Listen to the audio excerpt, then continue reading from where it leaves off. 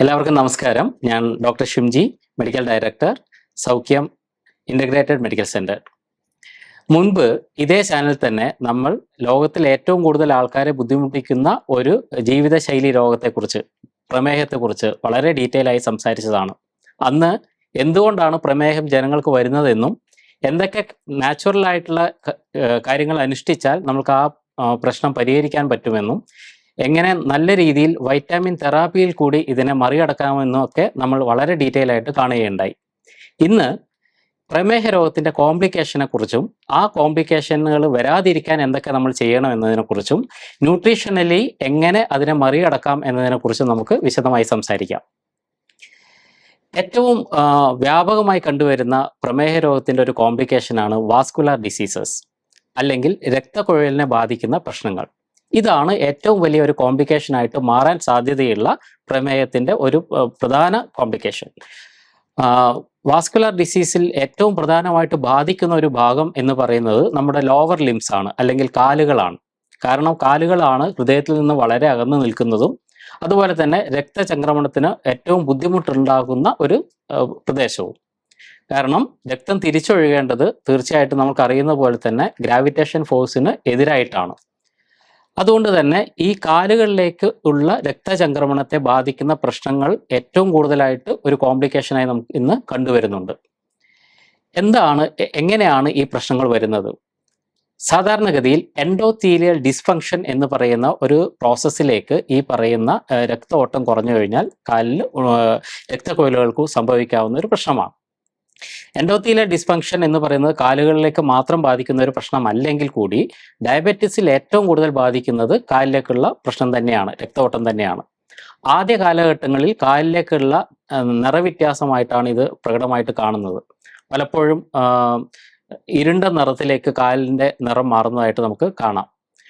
കുറച്ചു കാലം കഴിയുമ്പോഴേക്കും അവിടെ ഇൻഫ്ലമേഷൻ ഉണ്ടാകുകയും അതിൻ്റെ ഫലമായിട്ട് അവിടെ കൂടുതൽ കോംപ്ലിക്കേഷനിലേക്ക് പോവുകയും ചെയ്യും. കാലക്രമേണ ഈ പറയുന്ന നിറവ്യത്യാസം ഗാംഗ്രീൻ എന്ന ഒരവസ്ഥയിലേക്ക് എത്തിപ്പെടും.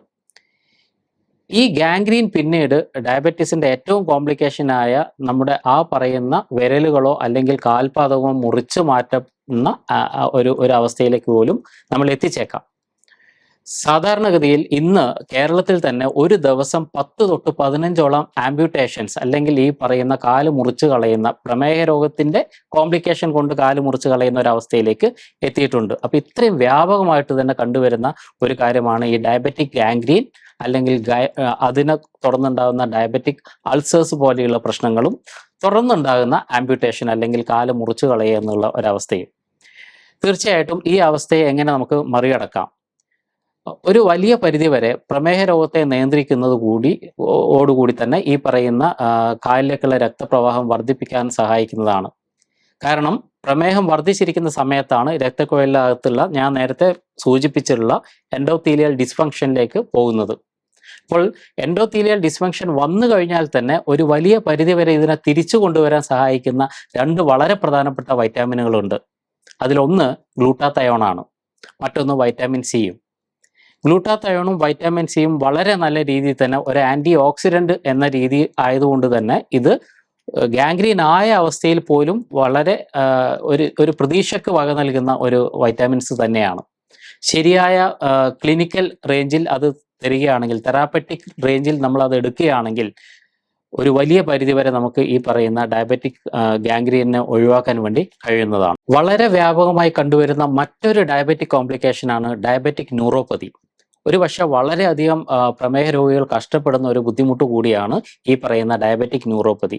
ന്യൂറോപ്പതി എന്ന് പറഞ്ഞാൽ നാഡികളെ ബാധിക്കുന്ന പ്രശ്നം ആണ്. അതുകൊണ്ട് തന്നെയാണ് പലപ്പോഴും മരവിപ്പ് ഉണ്ടാവുക, കാലിൽ സൂചി കൊണ്ട് കുത്തുന്നത് പോലെയുള്ള ഒരു ഫീലിംഗ് ഉണ്ടാവുക, ചിലർക്കെങ്കിലും കാലിൽ തീ കോരി ഇട്ടതുപോലെയുള്ള ഒരു ഫീലിംഗ് ഉണ്ടാവും. ചിലരൊക്കെ വന്ന് കംപ്ലൈൻറ്റ് പറയാറുണ്ട്, ഞങ്ങൾ നടക്കുന്ന സമയത്ത് കാലിൽ നിന്ന് ചെരുപ്പ് ഊരി പോവുകയാണ്, അറിയുന്നില്ല. ചിലവർക്കൊക്കെ കാല് ചില സ്ഥലത്തൊക്കെ സ്പർശനശേഷി കുറയുന്നതുകൊണ്ട് തന്നെ കാല് മുറിഞ്ഞാലും വ്രണമായാലും അത് പിന്നീട് കോംപ്ലിക്കേഷനിലേക്ക് നയിച്ചാൽ പോലും അവർക്ക് വേദന അറിയാത്ത അവസ്ഥയും ഉണ്ടാകുന്നുണ്ട്. എങ്ങനെയാണ് ഡയബറ്റിക് ന്യൂറോപ്പതി വരുന്നത്? സാധാരണഗതിയിൽ ഡയബറ്റിക് ന്യൂറോപ്പതി പല തരത്തിലുണ്ടാവും. പക്ഷേ ഏറ്റവും കൂടുതൽ കാണുന്നത് പെരിഫറൽ ന്യൂറോപ്പതിയാണ്. ഈ ന്യൂറോപ്പതിയുടെ ഏറ്റവും പ്രധാനപ്പെട്ട ഒരു കാരണക്കാരൻ എന്ന് പറയുന്നത് അസറ്റൈൽ ഗ്ലൈക്കേറ്റഡ് എൻഡ് പ്രൊഡക്റ്റ് അല്ലെങ്കിൽ ഏജ് എന്ന് പറയുന്ന ഒരു കോമ്പണന്റ് ആണ്. പ്രമേഹ രോഗം വർദ്ധിച്ചു കഴിയുന്ന സമയത്ത് ഗ്ലൂക്കോസ് ഏജ് എന്ന് പറയുന്ന ഈ ഒരു കോമ്പണന്റായി കൺവേർട്ടഡ് ആവും. ഈ ഏജ് എന്ന് പറയുന്ന കാര്യങ്ങൾ മിക്കവാറും നമ്മുടെ ജോയിന്റുകളിൽ ജോയിന്റ്സിൽ പോയി അക്യുമുലേറ്റഡ് ആവുകയും അങ്ങനെ ജോയിന്റ്സിൽ വരുന്നത് ഇത് അക്യുമുലേറ്റഡ് ആകുന്നത് കൊണ്ട് തന്നെ വേദനകൾ ഉണ്ടാവുകയും ചെയ്യും. പ്രധാനമായിട്ട് നിങ്ങൾ പലപ്പോഴും കണ്ടിട്ടുണ്ടാവും പ്രമേഹ രോഗത്തിന്റെ കോംപ്ലിക്കേഷൻസ് ഉള്ള ആൾക്കാരിൽ ഷോൾഡർ ജോയിന്റ് പെയിൻ അല്ലെങ്കിൽ ഫ്രോസൺ ഷോൾഡർ എന്ന് പറയുന്ന അവസ്ഥ വളരെ കൂടുതലായിട്ട് കണ്ടുവരുന്നുണ്ട്. പ്രമേഹം വളരെ കൂടിയ നിൽക്കുന്ന ഒരാൾക്ക് ഫ്രോസൺ ഷോൾഡർ ഉണ്ടെങ്കിൽ തീർച്ചയായിട്ടും നിങ്ങൾക്ക് കൺസിഡർ ചെയ്യാവുന്ന ഒരു കാര്യം ഏജ് എന്ന് പറയുന്ന ഈ ഗ്ലൈക്കോസിലേറ്റ് എൻഡ് പ്രോഡക്റ്റ് നമ്മുടെ ശരീരത്തിൽ ഉണ്ടായിട്ടുണ്ട് എന്നുള്ളത് തന്നെയാണ്.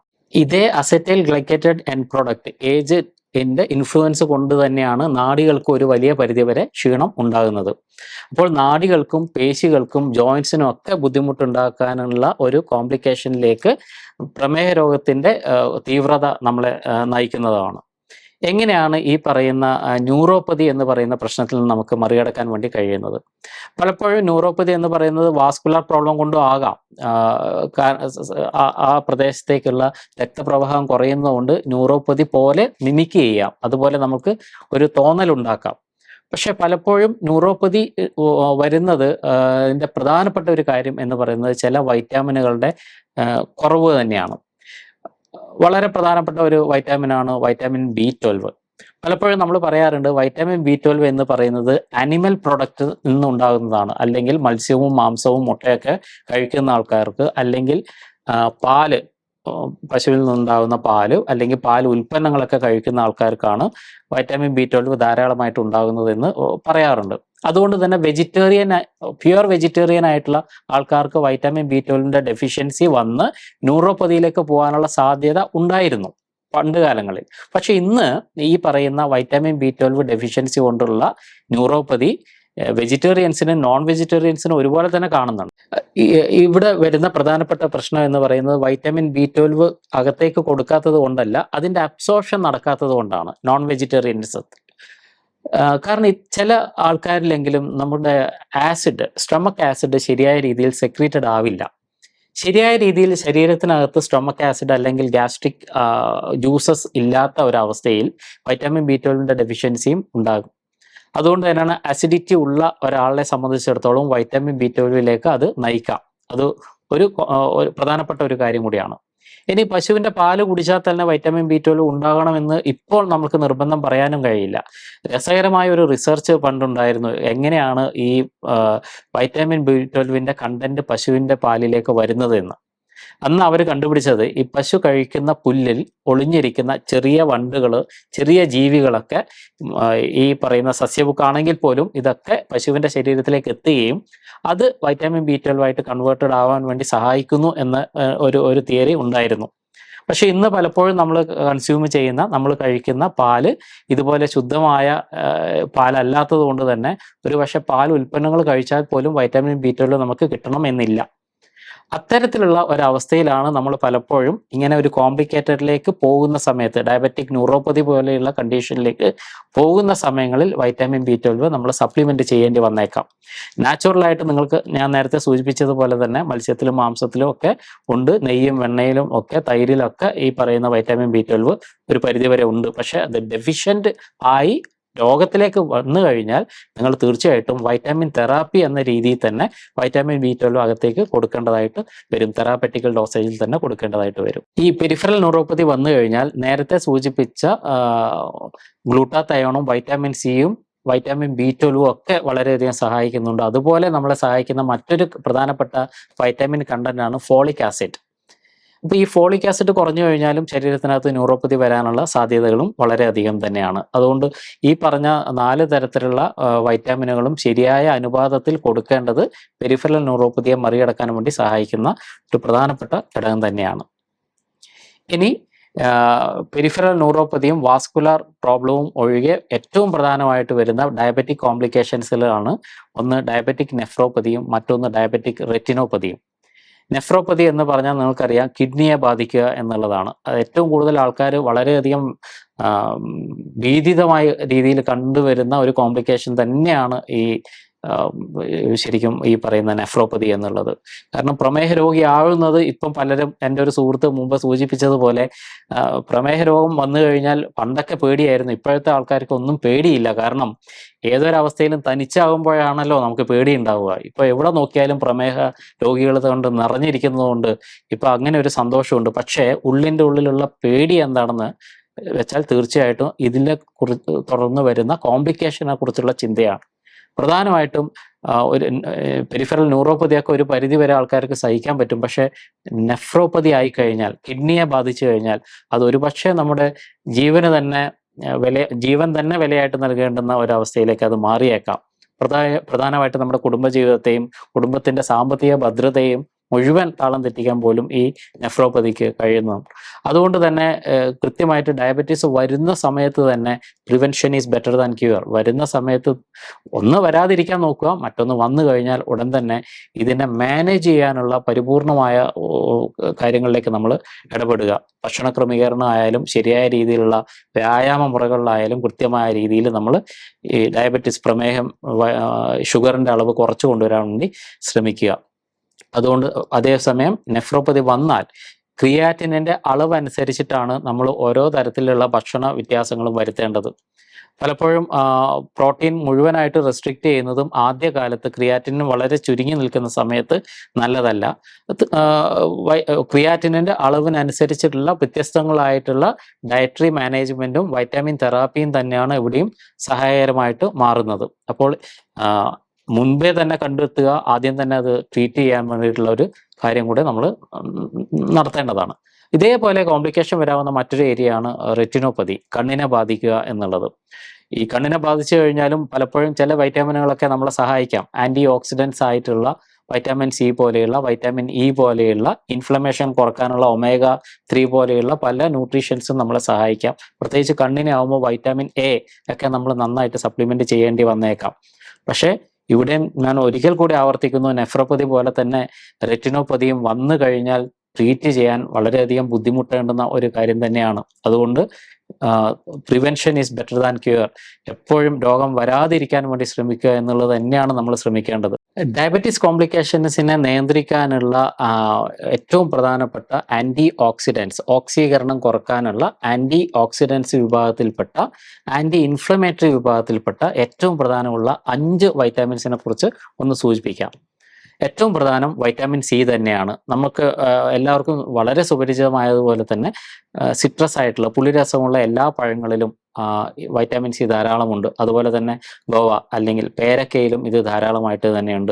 പക്ഷേ ഞാൻ മുമ്പ് സൂചിപ്പിച്ചതുപോലെ എപ്പോഴൊക്കെയാണോ വളരെ വലിയ ഡെഫിഷ്യൻസിയിലേക്ക് വരുന്നത്, അതൊരു പക്ഷേ നമുക്ക് ഭക്ഷണം കൊണ്ട് മാത്രം അത് മാനേജ് ചെയ്യാൻ പറ്റാത്ത ഒരവസ്ഥയുള്ള സമയത്ത് നമ്മളത് കൃത്യമായ രീതിയിൽ ഇൻട്രാവീനസ് ആയിട്ടോ അല്ലെങ്കിൽ ന്യൂട്രാസ്യൂട്ടിക്കൽ സപ്ലിമെൻ്റ് ആയിട്ടോ നമ്മളത് അകത്തേക്ക് കൊടുക്കേണ്ടി വന്നേക്കും.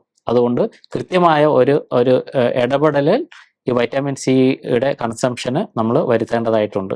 മറ്റൊരു പ്രധാനപ്പെട്ട വൈറ്റാമിൻ എന്ന് പറയുന്നത് ഗ്ലൂട്ടാതയോൺ ആണ്. ഗ്ലൂട്ടാതയോൺ എന്ന് പറയുന്നത് king of all antioxidants ആണ്. അതായത് ഏറ്റവും പ്രധാനപ്പെട്ട ആൻറ്റി ഓക്സിഡൻറ്റിൽ ഒന്നാണ് ഈ പറയുന്ന ഗ്ലൂട്ടാതയോൺ. ഗ്ലൂട്ടാതയോൺ പലപ്പോഴും നമ്മളൊക്കെ സാധാരണ ബ്യൂട്ടി സെഗ്മെന്റിലാണ് ഏറ്റവും കൂടുതൽ കേട്ടിട്ടുണ്ടാവുക. സ്കിൻ വൈറ്റനറാണ്, ത്വക്കിനെ വെളുത്ത നിറം ഉണ്ടാക്കാൻ വേണ്ടി, വെളുപ്പിക്കാൻ വേണ്ടി സഹായിക്കുന്ന ഒരു ഘടകം കൂടെ ആണ് ഗ്ലൂട്ടാതയോൺ. ഇപ്പോൾ ഗ്ലൂട്ടാതയോൺ സാധാരണഗതിയിൽ ഉണ്ടാവണം എന്നുണ്ടെങ്കിൽ ശരീരത്തിനകത്ത് സൾഫറും വൈറ്റാമിൻ സിയും വൈറ്റാമിൻ ഇയും പോലെയുള്ള ഘടകങ്ങൾ കൃത്യമായിട്ടുണ്ടെങ്കിൽ മാത്രമേ ശരീരത്തിനകത്ത് ഗ്ലൂട്ടാതയോൺ നമുക്ക് ഉൽപ്പാദിപ്പിക്കാൻ വേണ്ടി കഴിയുകയുള്ളൂ. അതുകൊണ്ട് ഗ്ലൂട്ടാതയോൺ വളരെ ശക്തമായിട്ടുള്ള ഒരു ഡയബറ്റിക് കോംപ്ലിക്കേഷൻസിനെ പ്രിവെന്റ് ചെയ്യുന്ന, തടയുന്ന ഒരു ഘടകം കൂടിയാണ്. അടുത്ത വളരെ പ്രധാനപ്പെട്ട ഒരു ഘടകം എന്ന് പറയുന്നത് ആൽഫ ലിപ്പോയിക് ആസിഡ് ആണ്. ഒരു പക്ഷേ ആൽഫ ലിപ്പോയിക് ആസിഡ് യൂറോപ്യൻ രാജ്യങ്ങളിൽ അല്ലെങ്കിൽ ഡെവലപ്ഡ് രാജ്യങ്ങളിലും വളരെ വ്യാപകമായിട്ട് തന്നെ പ്രമേഹ രോഗത്തിന്റെ കോംപ്ലിക്കേഷൻസ് ഒഴിവാക്കാൻ വേണ്ടി ഉപയോഗപ്പെടുത്താറുണ്ട്. അപ്പോൾ ഈ ആൽഫ ലിപ്പോയിക് ആസിഡും വളരെ നല്ല ഒരു പ്രമേഹ രോഗത്തിന്റെ കോംപ്ലിക്കേഷൻസ് ചെറുക്കാൻ സഹായിക്കുന്ന ഒരു ഘടകമാണ്. അതേപോലെ തന്നെ മറ്റൊരു പ്രധാനപ്പെട്ട വൈറ്റാമിനാണ് വൈറ്റാമിൻ ഇ. വൈറ്റാമിൻ ഇ എന്ന് പറയുന്നത് വളരെ പവർഫുൾ ആയിട്ടുള്ള ഒരു ആൻറ്റി ഓക്സിഡൻ്റ് ആണെന്ന് നമുക്കൊക്കെ അറിയാം. പലരും ഓവർ ദ കൗണ്ടറായിട്ട് ഇവിയോൺ പോലെയുള്ള സപ്ലിമെന്റ്സ് ഉപയോഗിക്കുന്നതായിട്ടും കണ്ടുവരുന്നുണ്ട്. വൈറ്റാമിൻ ഇയും വളരെ ശക്തമായിട്ട് തന്നെ ഈ ഡയബറ്റിക് കോംപ്ലിക്കേഷൻസിനെ തടയാൻ വേണ്ടി ശരീരത്തിനെ സഹായിക്കുന്ന ഘടകം തന്നെയാണ്. ഇനി അഞ്ചാമതായിട്ട് പറയുന്നത് ഏറ്റവും പ്രധാനപ്പെട്ട ഒരു ഘടകമാണ്. അതൊരു ആൻറ്റി ഇൻഫ്ലമേറ്ററി കൂടിയാണ്. ശരീരത്തിനകത്ത് ഇൻഫ്ലമേഷൻ സാധ്യത കുറയ്ക്കുന്ന ഒരു ഘടകം കൂടിയാണ്. അത് omega-3 ആണ്.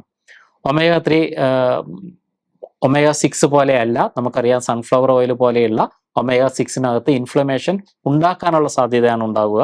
അതുകൊണ്ട് omega-3 ആണ് നിങ്ങൾ ധാരാളമായിട്ട് കഴിക്കേണ്ടത്.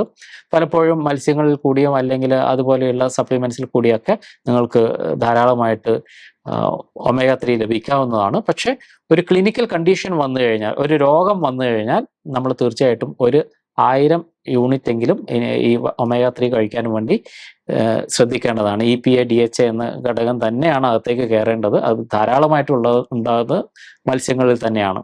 അപ്പോൾ ഈ പറയുന്ന 5 ഘടകങ്ങളും ശരിയായ രീതിയിൽ ഉപയോഗിക്കുക എന്നുള്ളതാണ് ഡയബറ്റീസിന്റെ കോംപ്ലിക്കേഷൻ വരാതിരിക്കാൻ വേണ്ടി നമ്മൾ ചെയ്യേണ്ടത്. പക്ഷേ പ്രാഥമികമായിട്ട് ചെയ്യേണ്ടത്, ഏതൊരു കോംപ്ലിക്കേഷൻ ഒഴിവാക്കുന്നതിനും ചെയ്യേണ്ടത് പ്രമേഹ രോഗത്തിന്റെ തീവ്രത കുറക്കുക എന്നുള്ളത് തന്നെയാണ്. അതായത് ഷുഗർ ലെവൽ ശരീരത്തിൽ കുറക്കുക. ഷുഗർ ലെവൽ ശരീരത്തിൽ കുറക്കാൻ വേണ്ടി നമുക്ക് ഒരു എളുപ്പ വഴിയും ഇല്ല. മറിച്ച് നമ്മൾ ചെയ്യേണ്ടത് ശരിയായ രീതിയിലുള്ള ഡയറ്ററി മാനേജ്മെന്റ് ആണ്. പലപ്പോഴും ഒരു കോംപ്ലിക്കേഷൻ കൂടെ ശ്രദ്ധയിൽപ്പെടുത്താം. Erectile dysfunction. സാധാരണഗതിയിൽ ഡയബറ്റിക് കോംപ്ലിക്കേഷൻ വന്നു കഴിഞ്ഞാൽ, പ്രമേഹം വളരെയധികം മൂർച്ഛിച്ചു കഴിഞ്ഞാൽ പലർക്കും ഉണ്ടാകുന്നതാണ് ഇറക്ടൈൽ ഡിസ്ഫങ്ഷൻ, അല്ലെങ്കിൽ ലൈംഗികമായ ഉത്തേജനം കുറയുക എന്നുള്ള ഒരു പ്രശ്നം. ഇത് ഞാൻ നേരത്തെ സൂചിപ്പിച്ചതുപോലെ ഇതും ഒരു വാസ്കുലർ ഡിസീസാണ്. രക്തക്കുഴലിൻ്റെ അകത്ത് വരുന്ന ഇൻഫ്ലമേഷൻ കൊണ്ടാണ് ഈ പ്രശ്നവും ഉണ്ടാകുന്നത്. അപ്പോൾ ഇത്തരത്തിലുള്ള ഏത് പ്രശ്നത്തിനെയും നമുക്ക് മറികടക്കാൻ വേണ്ടി കഴിയണമെന്നുണ്ടെങ്കിൽ നിങ്ങൾ തീർച്ചയായിട്ടും പ്രമേഹ രോഗത്തിന് നിയന്ത്രണ വിധേയമാക്കണം. വളരെ ശാസ്ത്രീയമായ രീതിയിലുള്ള ഡയറ്ററി മാനേജ്മെന്റും കൃത്യമായ രീതിയിലുള്ള വ്യായാമ മുറകളും അതേപോലെ തന്നെ ശരിയായ രീതിയിലുള്ള ന്യൂട്രാസ്യൂട്ടിക്കൽ അല്ലെങ്കിൽ ന്യൂട്രീഷൻ സപ്ലിമെന്റേഷൻ അല്ലെങ്കിൽ വൈറ്റാമിൻ തെറാപ്പിയിൽ കൂടി നിങ്ങൾക്ക് തീർച്ചയായിട്ടും പ്രമേഹ രോഗത്തിന് ഒരു ശാശ്വതമായ പരിഹാരം ഉണ്ടാക്കാൻ വേണ്ടി കഴിയുന്നതാണ്. മറ്റൊരു വീഡിയോയിൽ വീണ്ടും കാണുന്നതുവരെ എല്ലാവർക്കും നന്ദി.